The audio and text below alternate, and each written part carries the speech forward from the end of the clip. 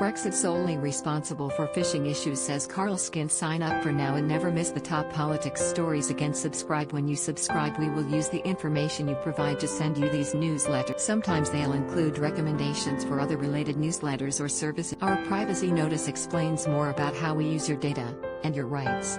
You can unsubscribe at any. Opposition parties have written to Liz Truss accusing her of refusing to answer questions about post-Brexit trade with Europe at the dispatch box on key issues including a ban on the EU of UK shellfish. Ms Truss is alleged to have transferred all questions about the topic at a forthcoming session of the Commons on February 25 to other government departments, the letter claims. The letter said 6 members from different parties had been informed by the Speaker's office that their questions have been transferred to other ministers at the request of your department. The correspondence added, the only 3 EU-related questions left are one from a Conservative MP, and the final 2 questions on the order paper, which, as you know, are highly unlikely to be. The letter, signed by 6 opposition parties, led by Labour's Shadow Trade Secretary Emily Thornberry, also claims the International Trade Secretary was shirking responsibility for the failures of your colleagues elsewhere. Opposition parties, including the SNP, Labour, Lib Dems, Plaid Cymru, Green Party and SDLP, also accused Ms Truss of having her head in the sand. It added,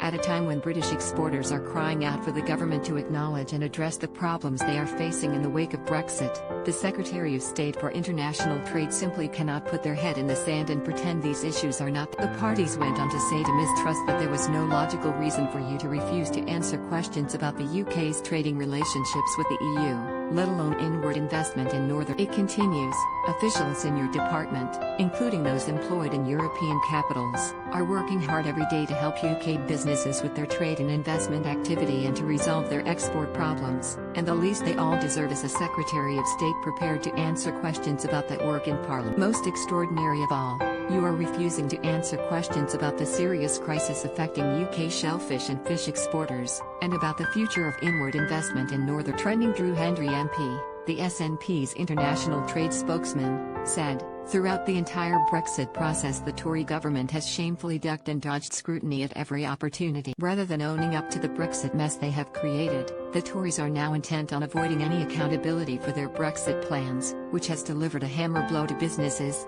jobs and people's livelihood. The architects of the Leave campaign champion taking back control and regaining parliamentary sovereignty. In reality, it has meant shutting down parliamentary debate and due process, and government ministers simply passing the buck to other departments with the aim of avoiding criticism. Emily Thornberry, MP for Islington South and Finsbury, added, I have never known anything like it, and neither have most of my colleagues. An SNP party source told this publication that Prime Minister Boris Johnson should acknowledge the concerns raised in the letter, adding, it's as much Boris Johnson's responsibility as it comes after the UK government came under fire after House of Commons leader Jacob Rees-Mogg disbanded the Commons committee set up to scrutinise the UK. Pressure has also been sought to quickly resolve export issues caused by leaving the European Union. In response, a Department for International Trade spokesperson said, all parliamentary questions are directed to the department best placed to respond. This is standard practice in government and has been the case under successive government. The Cabinet Office lead the Brexit Business Task Force to support businesses with regards to the EU trade deal.